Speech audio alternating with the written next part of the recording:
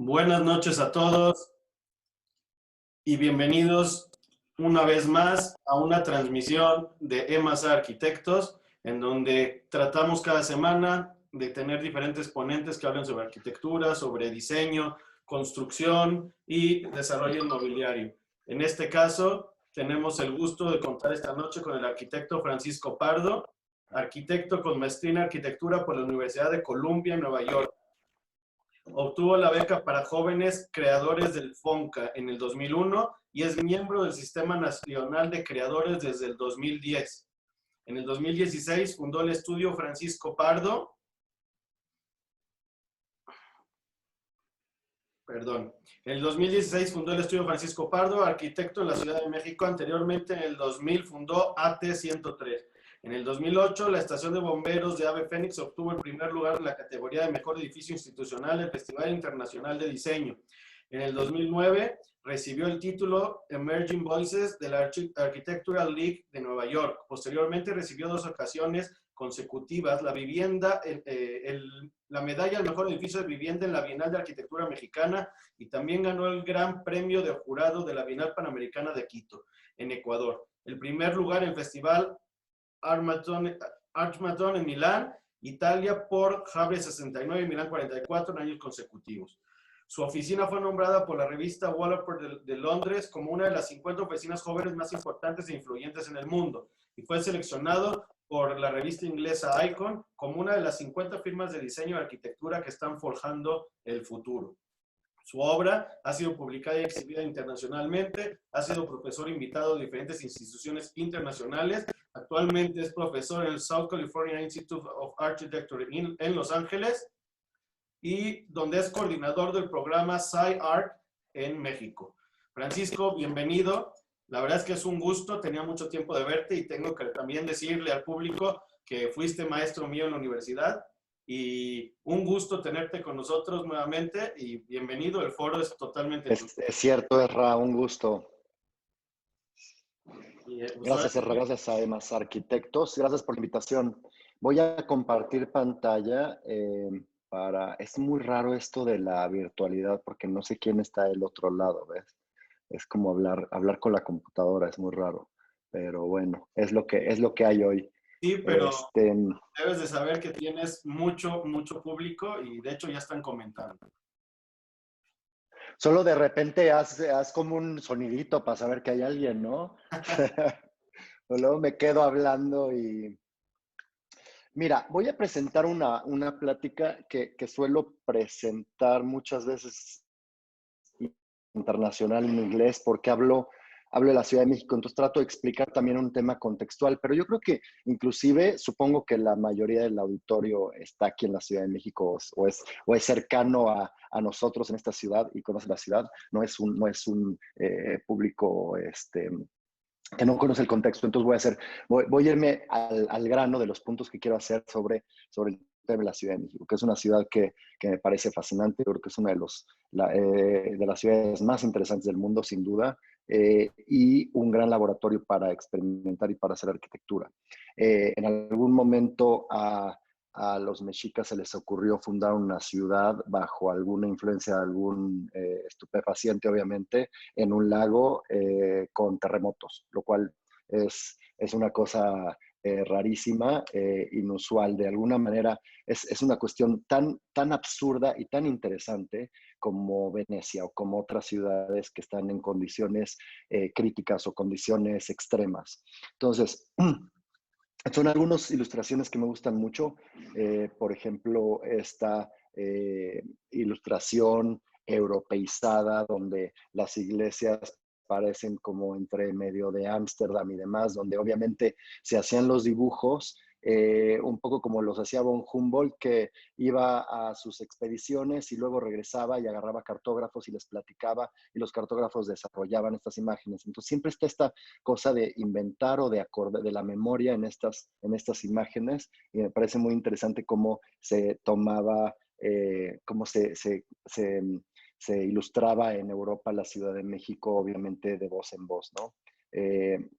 Una ciudad compleja, una ciudad que tiene ciertos límites, que es extensa y que también tiene una condición con el tema de los lagos, que queda poco del lago, ¿no? El lago de Texcoco, que aquí se ve un borde en el bordo Xochiaca. La infraestructura, el Gran Canal, que es prácticamente una infraestructura para sacar todo el agua del drenaje de México, y los grandes asentamientos, ¿no? Del borde. También una ciudad que vive mucho hacia la calle, ¿no? La cultura mexicana tiene que ver con la plaza, con el mercado, con afuera. Probablemente esto es Tepito, muchas de estas manzanas están vacías adentro, las viviendas están vacías, pero la calle está totalmente saturada, prácticamente techada completamente. Otra cosa que me interesa mucho de esta ciudad son las capas, y voy a hablar, por eso llego rápido a esto, porque es prácticamente la tesis del discurso que voy a dar tiene que ver con estas capas y estas nuevas oportunidades que crecen encima de otro. La Ciudad de México no es una Ciudad de México que se puede, muchas veces oímos una ciudad en capas, y parece metáfora, pero la Ciudad de México no es una metáfora. Abajo de esa plaza de concreto hay una ciudad azteca, una ciudad mexica. Después viene una ciudad española que literalmente se puso encima de las ruinas, como cualquier conquista, es una acción ruda, es una acción violenta que lo que hace es poner a alguien arriba de otro. La ciudad española después es conquistada por esta ciudad neoclásica, esta ciudad, ahí se ve Bellas Artes. Me gusta esta foto porque, aunque no es literal una capa encima de la otra, sí se ve esta secuencia de historia. Esta ciudad neoclásica francesada, donde la mexicanidad se vio afectada o no tenía una idea de qué era la mexicanidad. Estábamos entre españoles, queríamos ser europeos, queríamos ser austriacos, queríamos ser franceses. Y después viene una modernidad muy auténtica mexicana, tomada obviamente, de las tesis de Le Corbusier y demás, del estilo internacional que viene y es la base postrevolucionaria del país o de la ciudad, se puede decir. Y creo que hoy estamos viviendo otra ola que es la ciudad contemporánea, una ciudad que ya entendió que no puede seguir creciendo a la periferia y que tiene que irse montando encima de estas estructuras. Entonces, una ciudad que creció y creció y creció y que también decreció. Y también hay otro fenómeno que son los movimientos telúricos, que obviamente hay una fascinación importante en arquitectos, estructuristas y demás, no por la parte de la tristeza de estos acontecimientos, sino por la parte técnica. Los ciclos de terremotos que en la Ciudad de México son de 30 a 60 años más o menos, siempre un terremoto fuerte, segunda década del siglo XX, en el 57, en el 85, y supongo que el del 17 contará, y si no vendrá otro más fuerte, que siempre nos hablan un poquito de esta construcción de capas y de construcción de capas también, y la manera en que se van rompiendo esas estructuras y empiezan a cambiar la manera en que entendemos ciertas estructuras, es muy interesante. Entonces voy a hablar también de prótesis, de cómo la ciudad empieza a tener prótesis, y la Ciudad de México es una de las más interesantes en ese aspecto, donde quedan partes de edificios que se reciclan, que se pueden reusar, partes que no, y que hay que entenderlas. Entonces, por ejemplo, este video, no le puse audio, pero es un video que me gusta mucho, una bailarina que perdió una pierna, y que ella entendió otra manera de bailar y de entender su arte. Y el arte sigue siendo hermoso, lo que pasa es que lo que está cambiando es una de las condiciones básicas del baile, que es tener dos piernas, ¿no? O tener piernas, brazos y tórax. Y ella lo que hace es un ejercicio estético, cambiando la regla.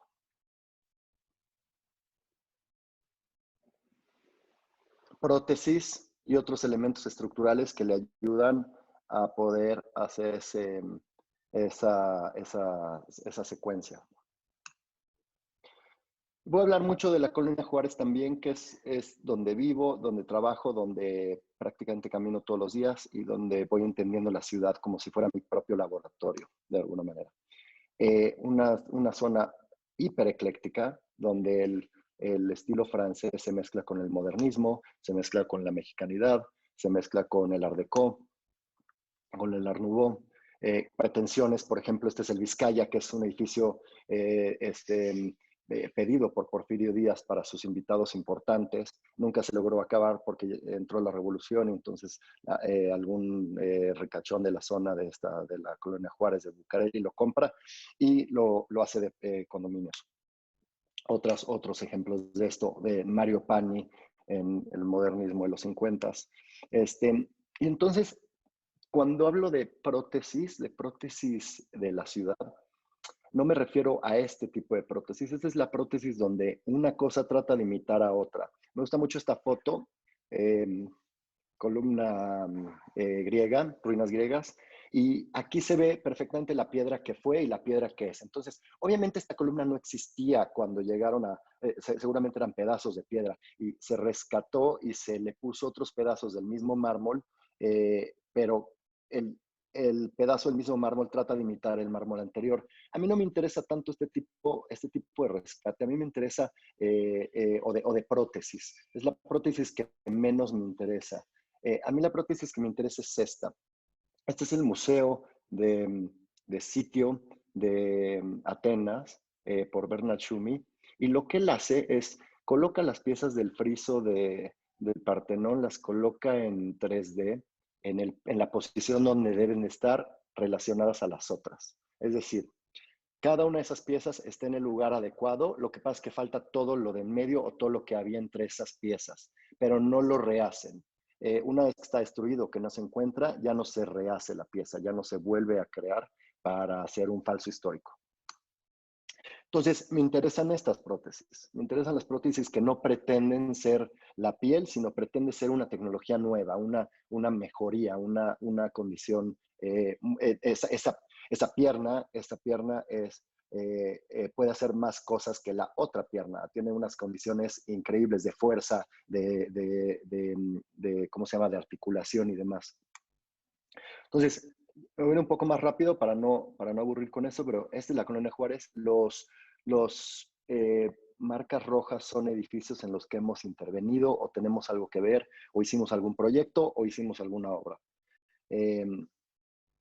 La Colonia Juárez, me voy a enfatizar en la Colonia Juárez clásica, porque la Colonia Juárez es muy larga y en algún momento en la historia se le puso Colonia Juárez también a la zona de la zona rosa, se extendió la Colonia Juárez, pero son dos momentos muy diferentes. Yo le llamo Juárez histórica y Juárez zona rosa.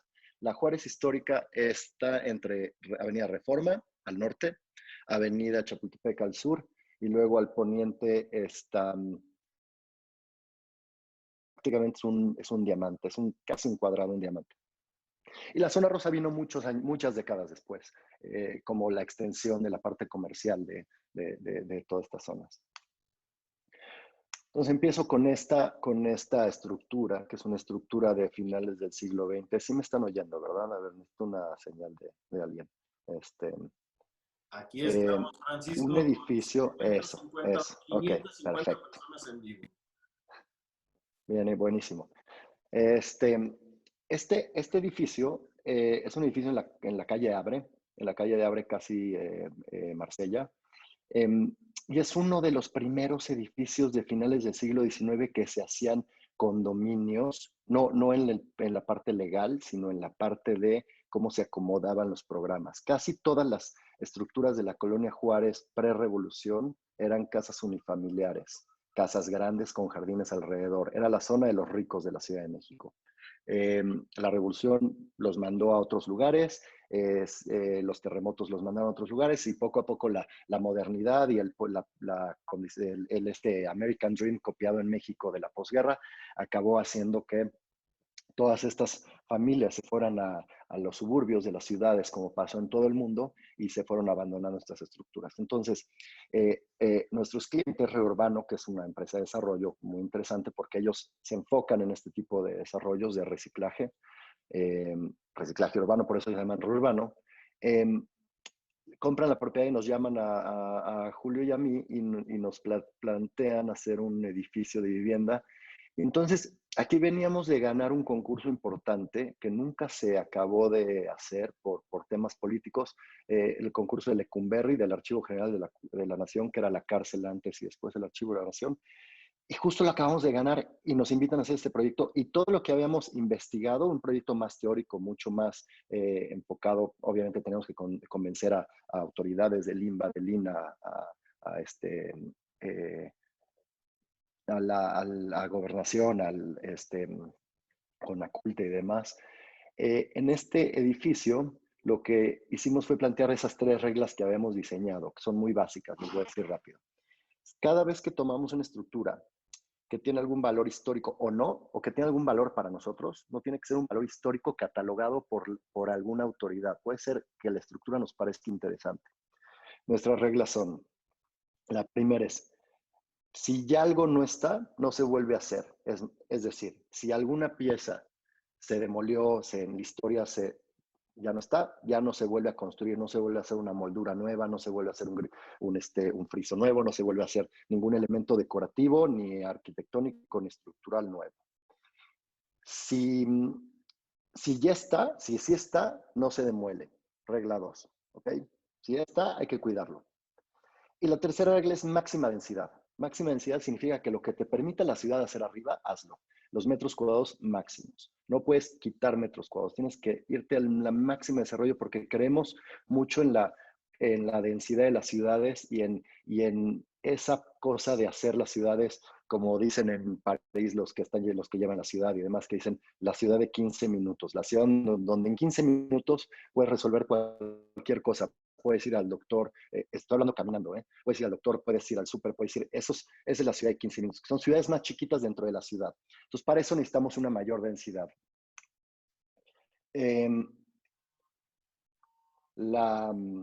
Obviamente los trabajos preliminares, para empezar a entender de qué está fabricado. Eso lo que tienes que hacer es casi como una autopsia de un edificio y empezar a rascar y empezar a ver qué elementos estructurales existen, en qué condiciones están, y empezar a ver lo que está en malas condiciones estructurales, cuáles son el sistema constructivo que te conviene. Aquí es muy interesante esta foto porque aquí prácticamente es la parte que ya estaba derrumbada del centro de la manzana. Casi todos los edificios en condición de agua, del lago, tienden a irse hacia los centros de manzana. Entonces siempre la última crujía, el último espacio, el último entreje va a ser el más dañado de una estructura de este tipo, de estas condiciones en esta zona de la ciudad. Entonces, la última crujía estaba prácticamente ya desprendida y en el suelo. Entonces, limpiamos un poco y la dejamos tal cual, que les voy a enseñar una foto después. Dejamos hasta la pintura, las capas de pintura de las épocas de estos espacios. Y aquí en estos dibujos van a ver, no me voy a clavar en los detalles, simplemente lo que quiero enfatizar es que los muros que se ven gruesos son los originales de la estructura del siglo XX, los muros que se ven delgaditos son los nuevos. La parte del ese departamento torre de 4 pisos, en la parte que ya estaba en ruinas. Y lo demás, lo de la derecha hacia la calle, es la parte que se queda. Entonces, eran 4 departamentos en algún momento en la historia y nosotros hicimos 19 departamentos, obviamente con un mercado y una manera de vivir mucho más acotada, nueva, donde ya necesitas mucho menos metros cuadrados para poder sobrevivir. Entre la economía, la tecnología y demás, los espacios se están haciendo más chicos.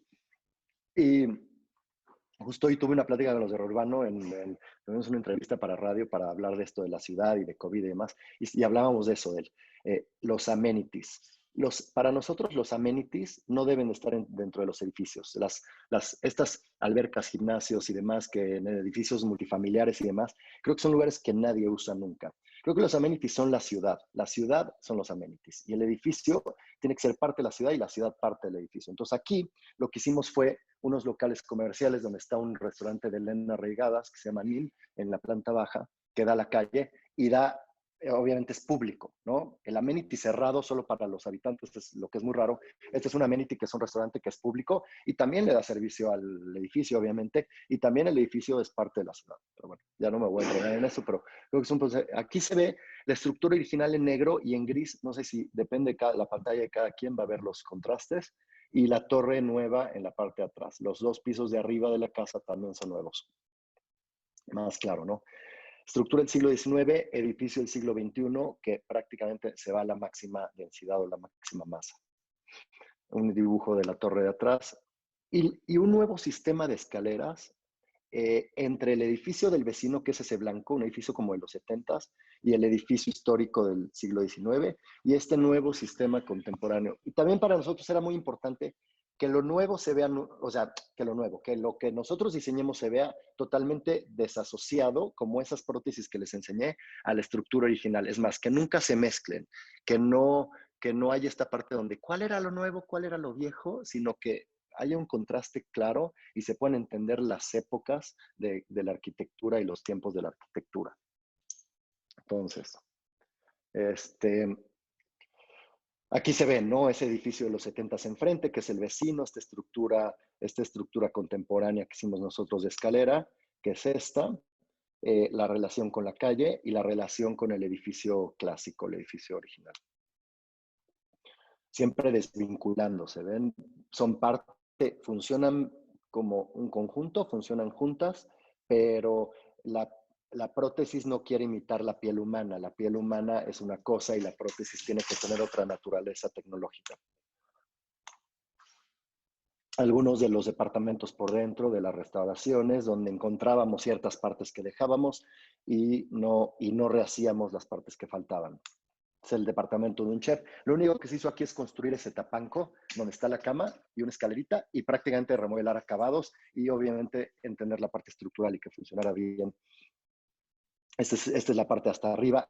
Justo este piso sería la azotea de la casa, más 2 pisos de este otro departamento, ¿no? Y aquí se ve la relación, y aquí se ve todo ese eclecticismo de la Colonia Juárez. Al fondo vemos un edificio de principios del 20, otro edificio como de los 60s, esta construcción del siglo XXI. Entonces se ven todas estas partes que a mí me parecen fascinantes de la Ciudad de México, de los contrastes históricos.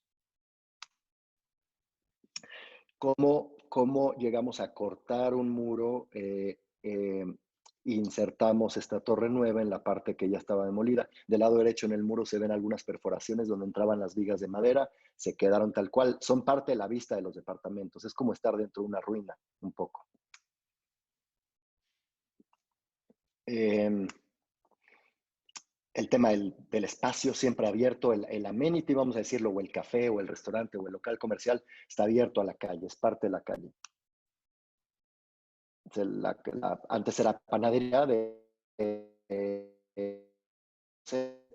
ya es una panadería pero de noche. Y la restauración ya completa de fachada de los primeros 2 pisos originales y de la arriba, los 2 departamentos de arriba. Y bueno, las prótesis, como yo decía al principio, a veces tienen una función, pero a veces tienen doble función, ¿no? Como esta de la película de Tarantino y Robert Rodríguez, donde pues también te sirve para caminar la pierna falsa, pero también te sirve para atacar, ¿no? Puede ser una metralleta como esta posición. Entonces, pueden ser muchas cosas. Puedes cambiar el uso, puedes cambiar el programa. Los clientes compran esta propiedad justo al lado, pegadito, porque les fue también con el otro que hicimos Entonces nosotros dijimos, ¿qué otra cosa puede ser? Ya no puede ser vivienda. Necesitamos también meter otro tipo de programas en la zona. Y aparte no vamos a competirnos al mismo tiempo siendo vecinos. Entonces, lo hicimos un edificio de usos múltiples, con restaurantes, con oficinas. Por ejemplo, todo lo rosa es lo nuevo.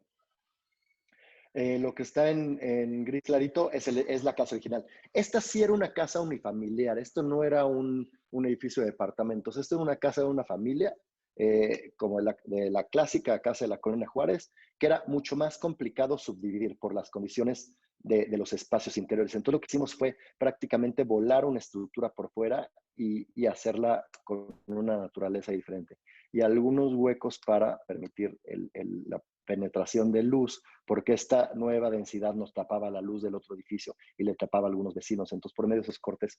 Entonces, aquí se ve del lado izquierdo, estaría la calle, y del lado izquierdo ven los muros más gruesos. Esa es la casa original. Y el lado posterior había bodega, a lo mejor sí una cochera, caballerizas, etcétera. Esas estaban en mal estado de madera, esas se quitaron y ahí se construyó una torre nueva.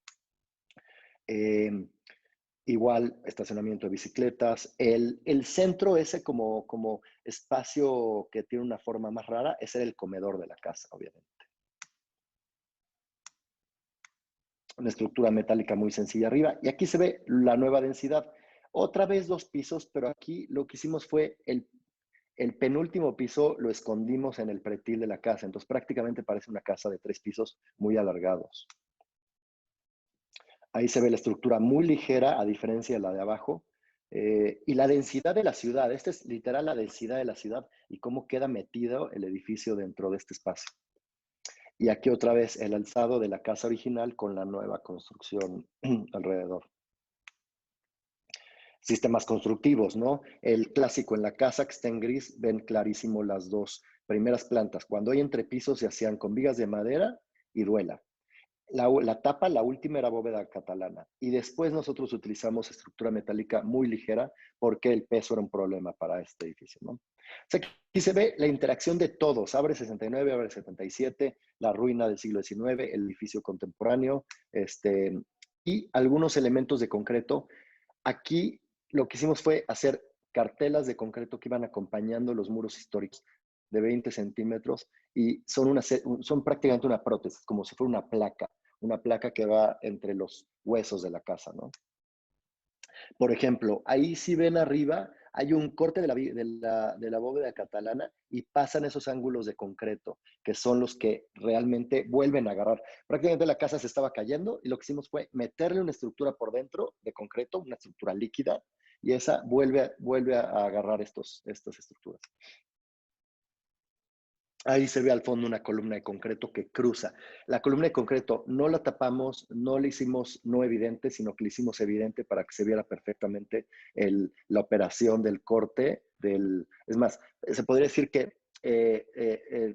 nos gusta decir que somos más doctores reconstructivos que doctores de cirugía plástica. No nos gusta desaparecer la cicatriz. Queremos que las cicatrices sean parte de...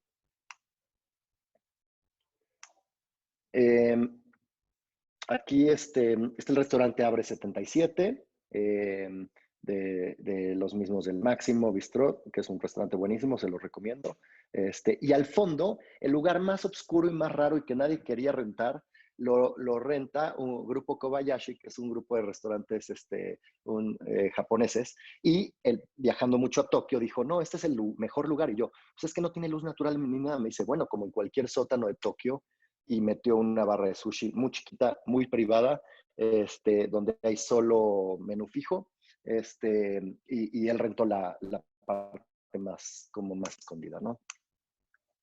Edificio de oficinas al fondo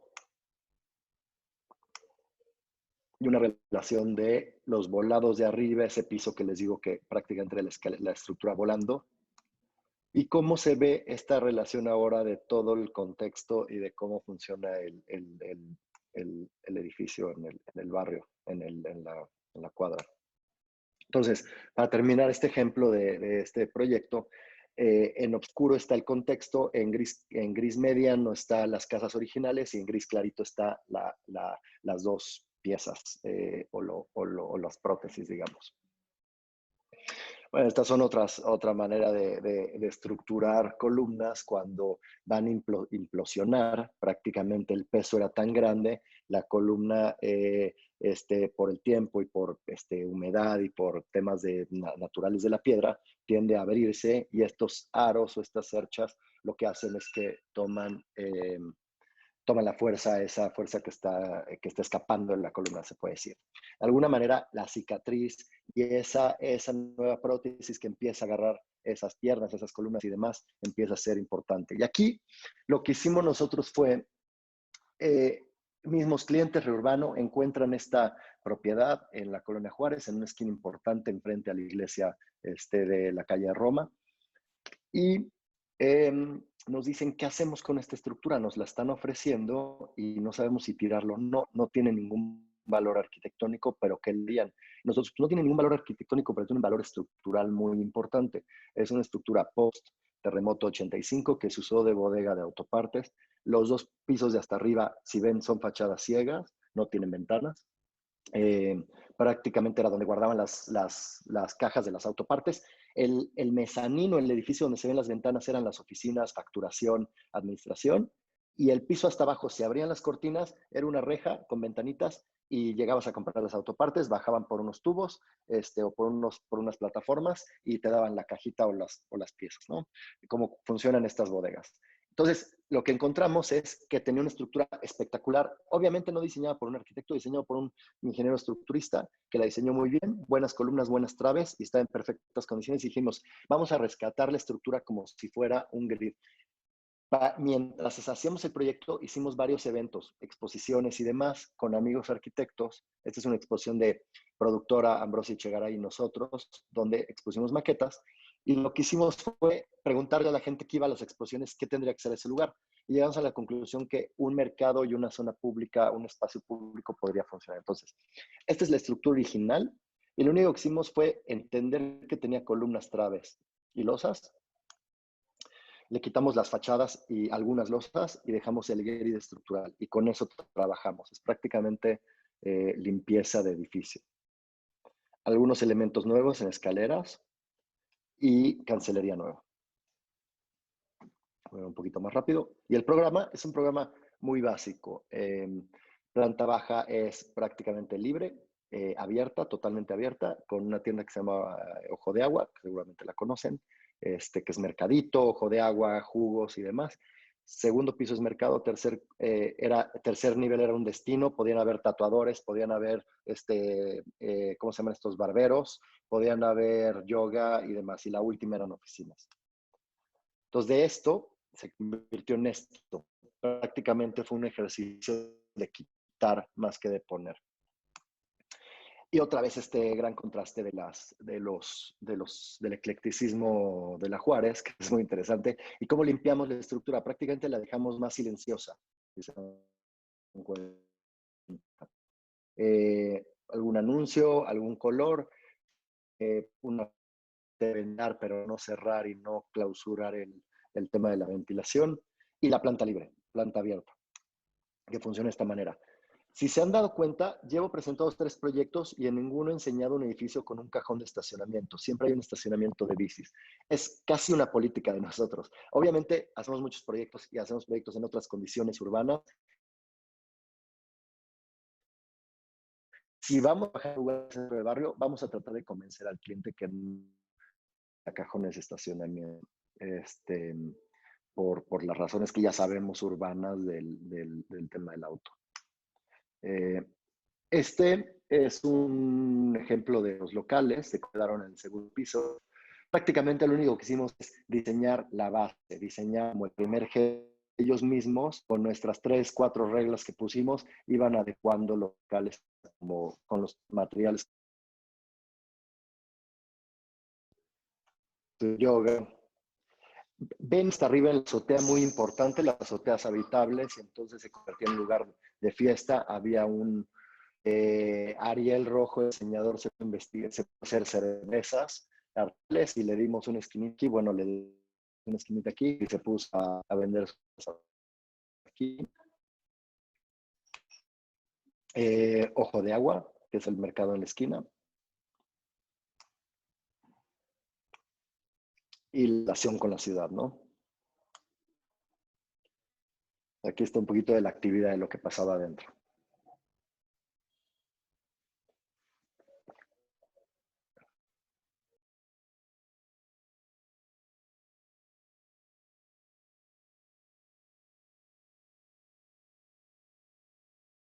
¿Sigo?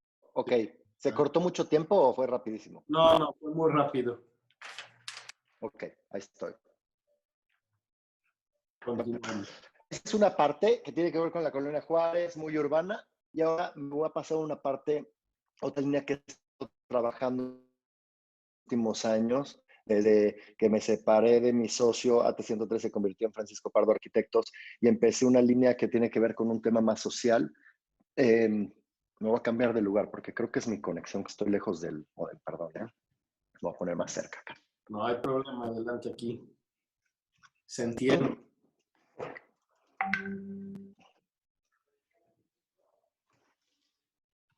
Aprovechando el espacio que nos das, quiero comentarte que nos están visitando de San Luis, nos están viendo actualmente de San Luis Potosí, República Dominicana, Perú, Querétaro, Los Cabos, Milwaukee en Estados Unidos, Chilpancingo, Ecuador, Chiapas, Guanajuato, Zacatecas, desde Colombia, Nicaragua, Estado de México, Zapopan, Puebla, Veracruz, Ciudad de México, Bolivia, Guatemala, Michoacán y Mérida. O sea, tenemos Órale. 500 personas en vivo y Super. de toda Latinoamérica. Un saludo a todo Latinoamérica, así que desde Tijuana hasta el Cono Sur. Adelante, Francisco. Perdón la interrupción. Bueno, una línea un poquito más social que es trabajando mucho con Infonavit y con una fundación que se llama Piensa Sostenible de Carlos Cedillo. Hemos logrado hacer varios proyectos interesantes, sobre todo en el lado de la investigación, con algunos ejemplos físicos muy claros. Por ejemplo, el grave problema de la vivienda de los últimos 30, 40 años en México, desde que se liberó de Infonavit de hacer los proyectos y se convirtió en una financiera, Carlos Cedillo toma la dirección del Centro de Investigación del Infonavit, que se dedica a reentender y ver los problemas de estos desarrollos que se fueron a las periferias, y de una manera muy crítica se analizó cuáles eran los síntomas, cuáles eran los remedios. Los remedios son lo más difícil y creo que todavía no los tenemos, pero los síntomas sí, y por qué pues esta condición ya de los últimos sexenios, donde solo se decían la cantidad de casas que se hacían, pero no se decían qué tal estaban, ¿no?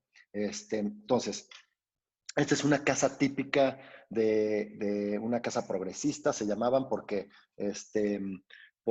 tienen 30 y tantos metros cuadrados y tú podías hacerle un segundo piso. De hecho, hay un plano donde quitas el comedor para poner una escalera, lo cual es absurdo porque entonces quitas una tercera parte de tu casa para poner una escalera enorme que ocupa una tercera parte de tu casa para subir a un segundo piso. Entonces, la investigación se llama Un Cuarto Más, y nos pidieron a 5 despachos, entre ellos estaba Rosana Montiel, Alberto Calach, y Antena y otros de colegas.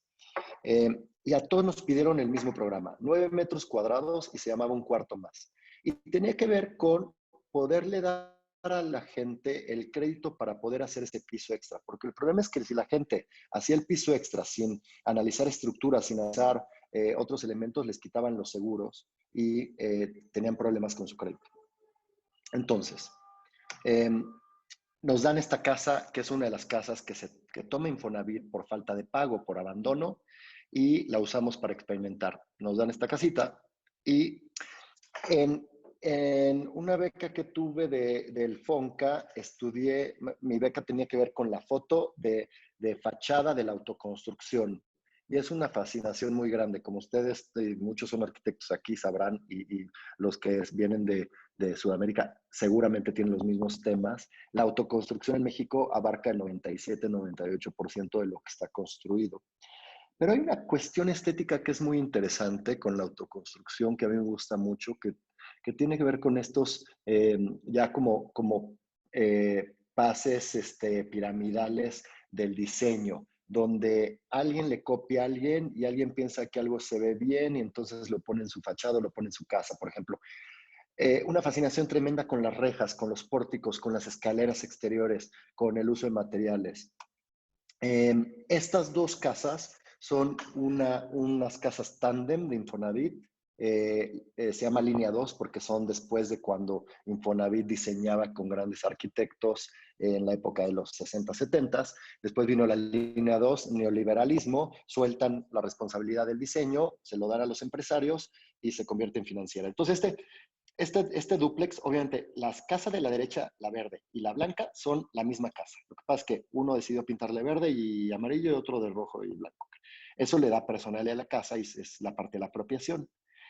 Pero yo una cosa que vi mucho en estas fotos que iba tomando por toda la República es que de repente las familias crecen, las familias descrecen también. Tienen hijos, el hijo se va a Estados Unidos a trabajar, la nuera que vivía ahí ya, pues ya se encontró a otro porque el otro ya no regresó, ya tuvo otros hijos, entonces construye otro piso y otro piso más y después se van y se quedan los padres ya grandes solos. O alguien de los dos muere y entonces queda uno solo. Entonces las familias crecen, crecen y luego decrecen. Y aquí en este caso es un dúplex que se armaron con esa escalera extra y el barandal que me parece fascinante, un barandal que está chueco ahí, y rentan el piso arriba y se quedaron en el piso de abajo, la pareja original de la casa cuando los hijos se fueron. Entonces me parece que este tipo de fenómenos pasa mucho. Aquí está otro exactito. Ahí hay un dúplex de Infonavit, la casa esquinera y la casa medianera. Prácticamente la diferencia de la casa esquinera es que tiene un voladito y un balcón y la casa medianera tiene otra condición. Pero esa escalerita de ahí es nueva, esa bodeguita ahí es nueva y es un dúplex ahora, la misma casa. Entonces, ¿cómo sacas una casa de otra? Prácticamente de la misma superficie. Entonces hicimos muchos análisis y llegamos a, después de darle muchas vueltas, a un sistema constructivo que aparte tenemos que sacar esto en más o menos 70,000 pesos, una adición a la casa, porque los créditos se van a basar en ese presupuesto. Entonces tiene que incluir indirectos, honorarios de cualquier involucrado y demás. Un sistema de doble ángulo que nos funcionaba como estructura y que lo que hacíamos era, el material más básico es el cemento, el bloque cemento arena, nos parece un material que aparte nos gusta, una estructura de metal muy sencilla que es a base de ángulos, y se hacía que las losas pudiéramos quitarles la mayoría del acero y solo dejar una malla electrosoldada en las losas. Entonces, bueno, esta es la clásica condición en espejo de casa, luego se espejeaban otra vez y eran 4, pero en plantes así es, sala, comedor, cocina, el bañito y una recámara y el patio posterior. Ese comedor y la mitad de la sala es lo que se quitaba para meter una escalera para el segundo piso. Nosotros propusimos algo que fue complicado convencer a las autoridades de Infonavit a la parte legal, pero dijimos, todos estos jardincitos de adelante de las casas de Infonavit que se supone que son áreas verdes, que no son áreas verdes de la familia, porque el mexicano no vive con, lo voy a decir en inglés porque es en inglés, el front yard. Los mexicanos no vivimos con front yard. No nos gusta, no nos sentimos cómodos, nos gusta el muro en el borde del terreno y vivir hacia adentro. Octavio Paz lo remarca perfecto en El laberinto de la soledad, y es la máscara del mexicano. No nos gusta no somos comunitarios como los americanos protestantes que el jardín es mío, pero es de todos y todo el mundo lo ve, entonces lo voy a cuidar. Aquí nadie va a cuidar ese jardín. Entonces, yo creo que es ilógico. Y luego ponen el cajón del automóvil, que en menos del 18% del país tiene autos, y luego en lugares de economías tan bajas como este tipo de desarrollos, menos del 2% tiene auto. Entonces la mayoría de esos cajones de estacionamiento no se usan y los ponen como área verde, ¿no? Para cumplir la regla, obviamente, es un tema del reglamento de construcciones de la vivienda. Nosotros dijimos, estos front yards o jardines frontales, que ni siquiera tenemos un nombre porque no nos interesa como mexicanos, en vez de dárselos al patiecito de atrás, se lo dan enfrente para que nadie lo cuide, o para disimular un cierto landscape un paisajismo que no existe. Entonces nosotros planteamos una escalera afuera, más basado en lo que veíamos en la autoconstrucción popular de las escaleras que empiezan a surgir en las fachadas. Y decíamos, aparte, lo que puedes hacer es, no tiene que estar vinculada por dentro a tu casa la extensión. Puede ser una extensión que puede ser muchas cosas. Puede ser una fonda, puede ser una estética. También el fenómeno de la vivienda social, cuando los estacionamientos no se usan, o ese cajón de estacionamiento extra, pues le ponen una losa nueva, una estructurita, un techo, y se convierten en estética, papelería, tiendita, por la falta de servicios de los retirados que están de los centros urbanos, estas viviendas, pues obviamente la gente empieza a hacer sus propios servicios. Entonces nosotros decíamos, bueno, puede ser la oportunidad. Claro, la parte legal de Infonavit no nos dejaba decir que hiciéramos, que podíamos hacer una fonda, una estética, pero lo planteamos en los dibujos y nos parecía que eventualmente, orgánicamente, podría empezar a pasar. Una estructura muy sencilla, 9 metros cuadrados de construcción y el segundo piso, que era el del hijo adolescente que quería medio zafarse un poquito, o mayor, o lo rentas o lo haces un comercio. Por eso se desdobla la escalera de la fachada principal y es casi pública. El ejercicio construido es este. Acaba siendo una pérgola, un lugar donde pueden pasar muchas cosas.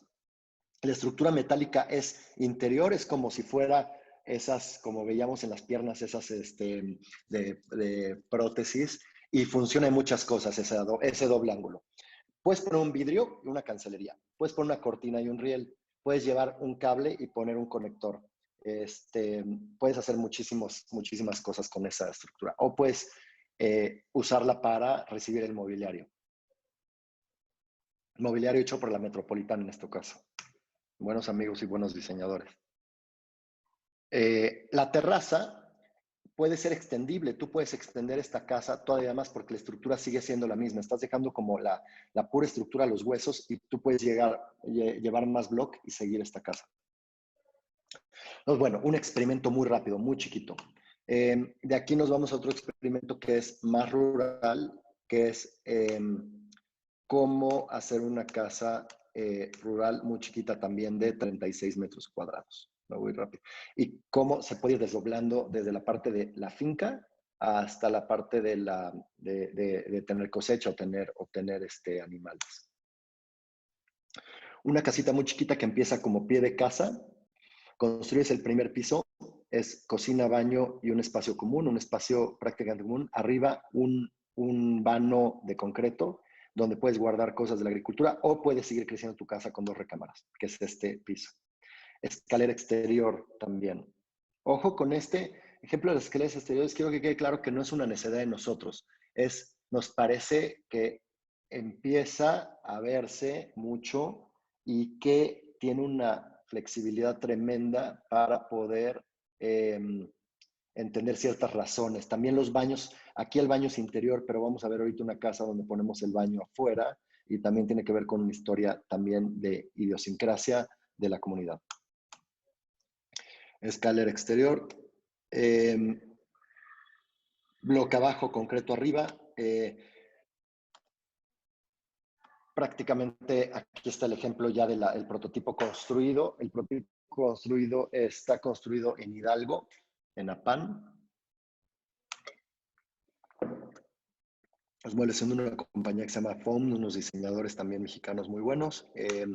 Y este está en un campus donde hay 32 prototipos de 32 firmas de arquitectos dentro de un campus de Infonavit, donde la idea es llevar a los desarrolladores de vivienda y decirles, mira, con el mismo dinero puedes hacer estas otras 32 versiones, pero que están pensadas por estos arquitectos, por estos despachos. Obviamente hay muchísimos despachos talentosos, a nosotros nos tocó participar en pero me parece que era como para atraer al desarrollador de vivienda y sensibilizarlo con lo que se puede hacer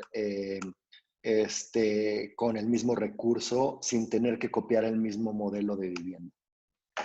Ese era un poco el ejercicio y eso era lo que le apostaba Infonavit en el sexenio pasado, a poder cambiar un poquito la lectura de los desarrollos que decían, sí, pero los arquitectos son carísimos, cobran carísimo y hacen cosas que no se pueden construir o carísimas. Entonces este fue un ejemplo de eso que hicimos aparte en 2-3 meses para poder llevar ese ejercicio a...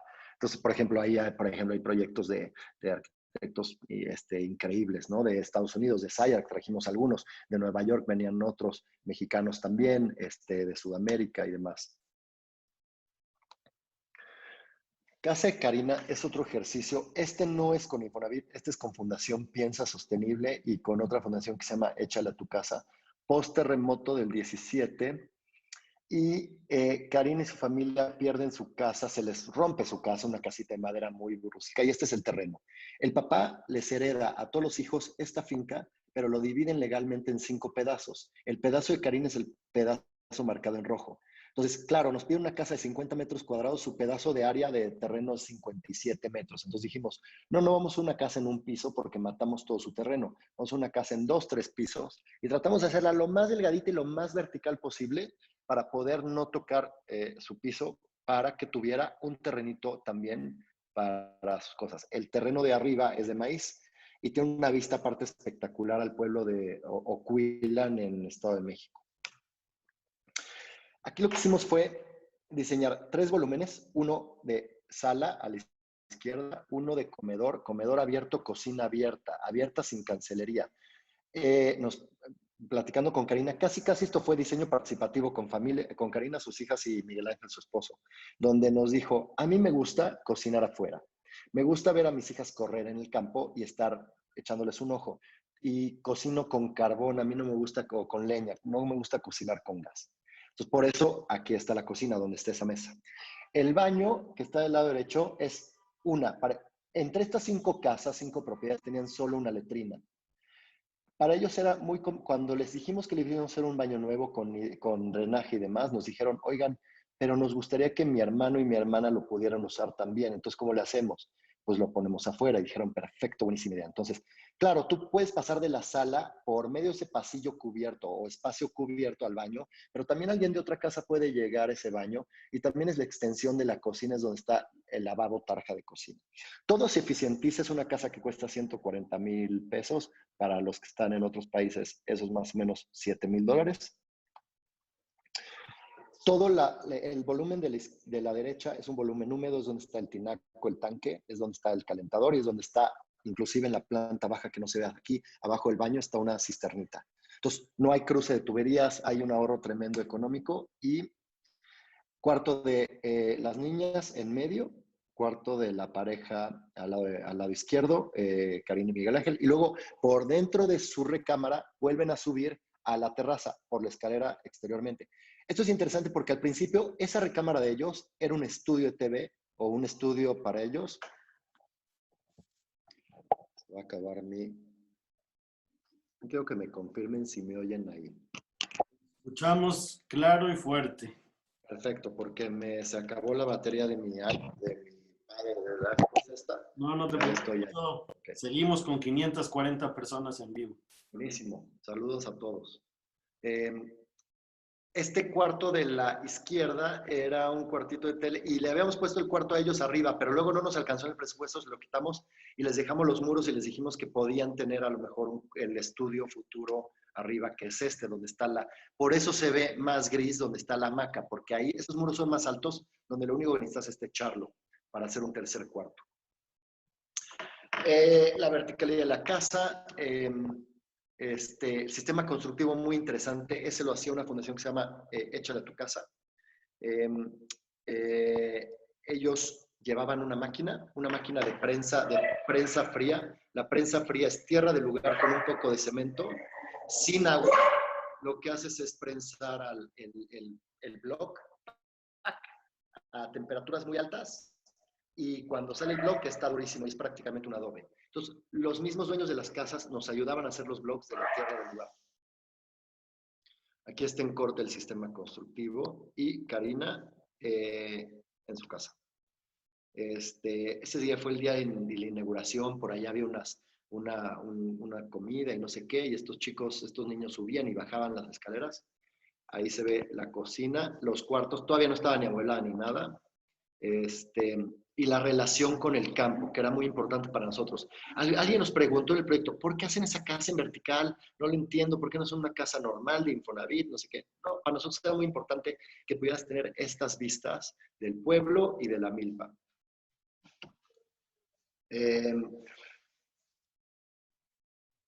Por mucho tiempo vivieron en esa casita mientras su casa estaba dañada, en la que está del lado izquierdo de lámina y de madera. ¿Esto qué es? Y del mismo tema, en San Mateo del Mar, en Oaxaca, una de las comunidades más pobres de México en el Istmo, también sufrió muchos daños en el terremoto, y ahí es zona pantanosa, está en una zona lagunosa entre el mar y la selva, y diseñamos otra estrategia. Es el Istmo, el viento es durísimo, y lo que hicimos fue simplemente una bóveda de concreto que tuviera esta condición en curva para que el viento cruzara de esta manera. Cocina afuera, baño afuera y 2 recámaras y una zona principal. Esta casa no se construyó porque hubo muchos cambios en el tema político del municipio. Pero pues la idea era prácticamente tener muros libres, una estructura sólida que si quisieras quitar los muros los quitas y te queda un pabellón o pones otro cerramiento como tú quieras. Y prácticamente lo que era importante era tener un piso y un techo. Cuando hablas de pobreza, el piso y el techo es prácticamente lo que te cambia ese estatus.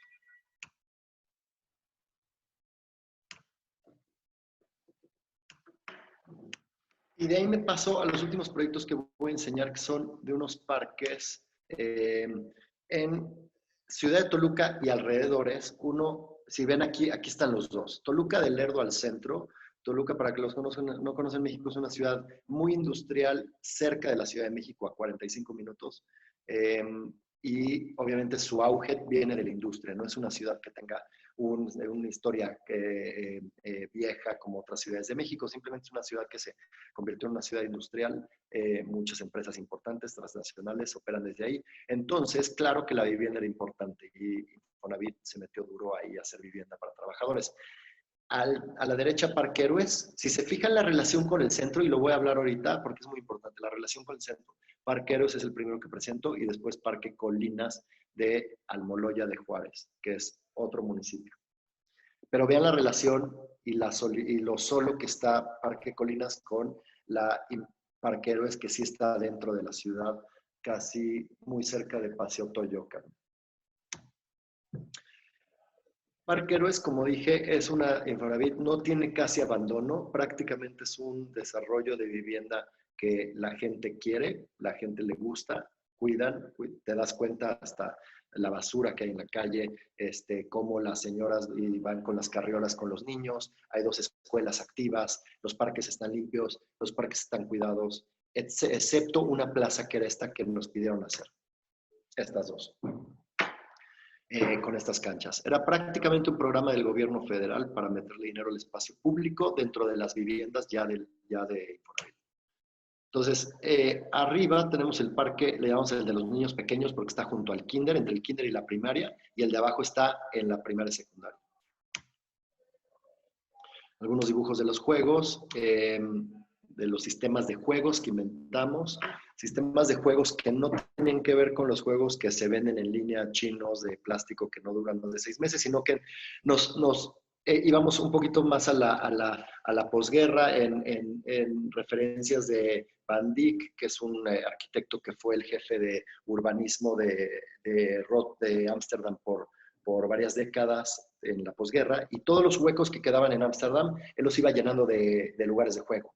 Pero él hablaba del lugar de juego tenía que ser una infraestructura que casi desapareciera, que fuera como un poste, que fuera como un semáforo, que no tuviera esta como idea de juego como formal. Y yo también, investigando un poco en temas psicológicos, también con el tema del sistema motriz y demás, los juegos que parecen, por ejemplo, una casa que parece casa y que el techo parece teja, deja muy poco a la imaginación. Entonces lo que queríamos hacer era juegos que tuvieran una abstracción total para que los niños jugaran otro tipo de juegos, que inventaran los juegos. Aquí se ven algunas topografías y este es el resultado final, ¿no? De estos parques. Entonces, este es el de los pequeños, más chiquillos, más niños de 8 o 9 años, y el otro es para un poquito más grandes, o también para hacer parkour para adolescentes y más grandes. Son juegos de concreto, juegos que van a durar mucho, metálicos, también con un tema que tiene que ver con los juegos que yo me acordaba de chico, en los parques que tenían que ver con figuras de animales, a lo mejor de concreto, pero mucho más abstractas, o sistemas de tubulares. Sistemas de topografías, cambios de topografías para patinetas, bicicletas. Este chico fue nuestro modelo, por mucho rato estaba feliz ahí, subía, bajaba, brincaba. Y referencias claras también, se puede decir que Caracas, en Parque del Este, Burle Marx hizo una intervención increíble, que estuve ahí hace unos años y la vi bastante abandonada, pero los juegos estaban perfectos. Entonces, por eso también era importante hacer estos juegos de concreto, y fue una pelea también con los vecinos. Ellos querían los juegos de plástico, estos más de colores. Pero yo me acuerdo de esos juegos y decía, si están ahorita en el 2016 que fui a Caracas, están el parque hecho pedazos, pero los juegos estaban impecables, intactos, niños jugando. O sea, este parque llevan 40, 50 años aquí y están perfectos estos juegos. Esto es lo que tenemos que hacer para poder mantener esto. Y luego, obviamente, el uso de los lugares, ¿no? Y luego, me voy a ir al otro. Entonces, Parque Héroes era un lugar muy bien conservado, las familias estaban contentas, había una penetración social importante, y Parque Colinas de la Almoloya, no. 60% de abandono, problemas de bandas, era rudo, no nos dejaban entrar, si se bajaba el sol, nos decían los de Infonavit que nos teníamos que salir porque ahora sí que no se hacían responsables. Y tiene que ver con la lejanía de los centros de ciudad, otra vez, lo mismo. Al que le tocó su crédito de casa en Parque Colinas, le tocó y no quería vivir ahí, prácticamente no vive ahí, seguramente renta en otro lugar. Yo vi muchos letreros de se vende y nadie compra las casas, claro, oferta y lo que no hay es demanda. Está totalmente aislado, aquí pasaba un río en medio, nos dan este parque, prácticamente este parque es como 4 veces el tamaño del otro, pero con el mismo presupuesto. Entonces, aquí no diseñamos todo y no lo arreglamos todo, y sino pusimos el dinero en puntos muy estratégicos. Por ejemplo, la parte de la derecha arriba es la zona de niños, con unos juegos parecidos a los otros. La parte del centro es la parte más de adolescentes, de jóvenes, de deporte. La parte 3, que está a la izquierda abajo, es la parte de adultos, es un pabellón. Y la 2 es una cancha de fútbol que se queda. Y la 1 es un parque de patinetas, un pedazo de concreto para las patinetas. Y lo que los une es este manantial que sale un poquito arriba y que ya cuando estaba abajo, el agua ya estaba contaminada, porque la gente lo veía como agua sucia, entonces tiraban basura y demás. Y lo que hicimos es un programa de captar, de trabajar esa agua con una persona de paisaje que nos ayudó a poder entender que el agua se puede, pues, trabajar. Los vecinos decían, arquitecto, entúbelo, está cochina esa agua. Les decíamos, no, el agua está arriba, te la puedes tomar, aquí en la esquina del parque, en la esquina. 400 metros después ya no te la puedes tomar, señor. Entonces, por favor, ayúdenos a convencer a sus vecinos que el parque, que el riachuelo ese va a ser un río y va a ser agua que vamos a pasar por el parque. Algunos lo entendieron y se pasó la voz. Entonces, bueno, trabajando la parte de las bicis, las topografías y ya la construcción, ya las acciones. Se fijan, ahí el agua izquierda arriba viene de ese terreno enorme. El manantial estaba como a 300 metros. Cruzaban la barda del desarrollo de vivienda y llegaba limpia. Nos la tomábamos. Ya cuando estaba abajo, ya estaba contaminada. Claro, drenajes conectados y demás. Entonces lo que hicimos, no nomás eso, pasamos el agua hasta por el medio del pabellón, haciendo esa como acequia o canal árabe, se puede decir, donde cortas el concreto y el agua no necesita mucho, pasa, llega a ese estanque y luego sigue a otro estanque, ¿no?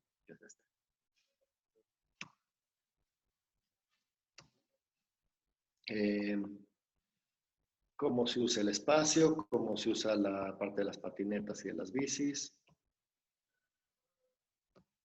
Y bueno, el fundamento importante del espacio público es que creemos que el mejorar los espacios públicos ayuda a mejorar comunidades y ayuda a mejorar índices de crimen y otros problemas que tienen el tejido social en ciertas zonas, más que la vivienda. El espacio público es el primer motor de un beneficio social, sin duda. Estamos convencidos de eso.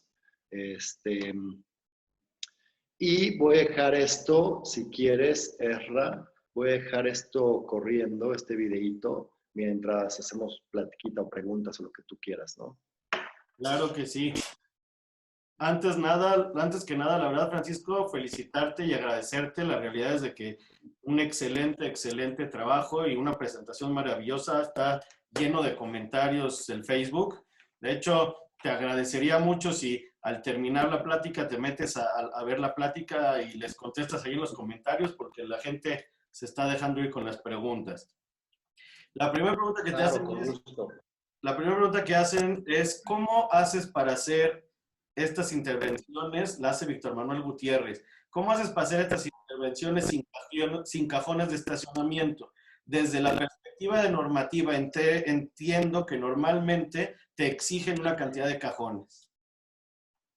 Mira, ya no sé si es de la Ciudad de México o no, Manuel, ¿no? Sí. Ya no, está súper interesante la pregunta, porque cuando hicimos esos edificios sí necesitamos cajones, pero entonces la pelea entre dos dependencias importantes, Sedubi, que es el que prácticamente te autoriza una construcción, y INBA, que es la que controla todos los edificios construidos en el siglo XX, y INA, lo de antes del siglo XIX, ¿no? Okay. Entonces la pelea es, INBA quiere que mantenga la estructura. Tú, Sedubi, me exiges tantos cajones de estacionamiento. Para yo meter cajones de estacionamiento, tengo que demoler el edificio y INBA no quiere que lo demuela. Entonces pónganse de acuerdo primero. Bueno, años de discusión total. La exención tuvo que ver porque era un monumento histórico. Pero después de eso, unos años después, ya que terminamos ese edificio, cambia la regla en México. No sé si se acuerdan, esta es una regla promovida por Marcelo Ebrard y seguida por Mancera hace poco. Se autoriza el no cajones, el mínimo, se cambia. En el reglamento de construcciones era un mínimo y se cambia solo la palabra mínimos a máximos. ¿Okay? Entonces, ya no hay un mínimo de cajones de estacionamiento. Tú puedes hacer 0 coches en la Ciudad de México en un desarrollo mundial. 0. ¿Okay? Esa es una nueva regla de hace unos años para acá y me parece que es una de las mejores reglas, una regla de avanzada a nivel internacional para esta ciudad. Mientras más cajones, más coches. Mientras más carriles, más coches. Mientras más coches, más tráfico. Mientras más tráfico, más contaminación. Regla básica. Dicen, no, pero es que hay coches y si no haces cajones, entonces se tienen que estacionar en las esquinas. No, no es cierto. Si la gente no tiene cajones, no compra más coches. Se acaba la compra de coches. Necesitamos cambiar esa política. Necesitamos subir el costo de los estacionamientos en zonas complicadas. Necesitamos que los parquímetros cuesten, etcétera. ¿Quieres un coche? Paga el precio. ¿No? ¿No quieres coche? Entonces pues, ahórrate esa lana. Pero sí, ya cambió. Por eso pregunto si el que pregunta no es de la Ciudad de México, porque en la Ciudad de México ya podemos no hacer cajones de estacionamiento. No dice de dónde es, pero posiblemente no lo es. No es de la Ciudad de México, quiero imaginar. Daniel Tecpa pregunta, ¿cómo se llama este movimiento arquitectónico? ¿Recuperar arquitectura antigua? ¿Reciclaje de espacios? ¿Vieja con intervenciones modernas? ¿Cómo la nombrarías? No sé si tiene un nombre. Yo creo que es, en inglés se dice retrofitting. Yo le digo cambio de ADN, porque no es una restauración, ¿ves? Cuando dicen, ay, qué bonita tu restauración. No, yo no soy restaurador, ni siquiera me interesa la restauración. Ese es otro trabajo. Esto es un cambio sí, es ni siquiera es una remodelación, porque una remodelación es como, ya está gastado, hay que remodelar. Aquí hay que repensar qué tiene que ser ese edificio, qué quiere ser, qué puede ser, todo, ¿no?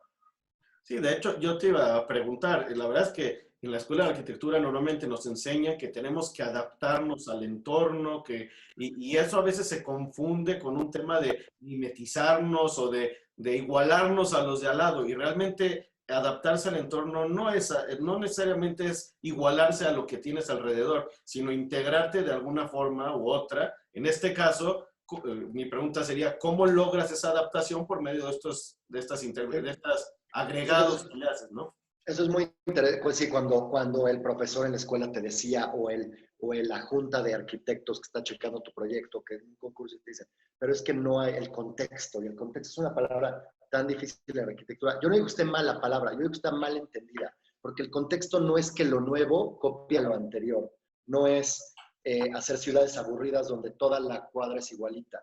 A mí me parecen muy aburridas ciudades como Barcelona, me gustan, voy 5 días, pero me parecen sumamente aburridas porque es tan homogénea en altura, en manzana y demás, que no tiene esa magia, ¿no? Y obviamente les van a criticar muchos y van a decir, no, ¿cómo? Sí, o sea, me parecen más interesantes ciudades como Tokio, como Hong Kong, como la Ciudad de México, que tienen esta pátina y estos cambios de escala y cambios de programa y cambios de historia. Me molesta mucho las ciudades homogéneas, como esas supermanzanas de Serrat en Barcelona. Se puede decir, es la ciudad más clásica en el sentido de la homogeneidad. Pero el contexto no es imitar a lo que está ahí, es entender que tú vas a estar ahí, que tú vas a provocar un cierto cambio y cómo ves cómo funciona eso con lo que tú pones. ¿Se entiende? ¿Cómo ves cómo ese barrio, esa manzana, va a funcionar con lo que tú estás poniendo? Y cómo va a hacer armonía con todos los demás. Pero no es una armonía estética, física, de colores. Es una armonía de programa social y tiene otros niveles mucho más complicados, ¿no? Para mí, eso es el contexto.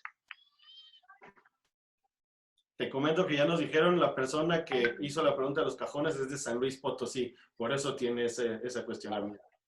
Diego Chávez. Para allá van todas las ciudades. Para allá van todas las ciudades, sobre todo los centros de ciudades tienen que ser así, 0 cajones.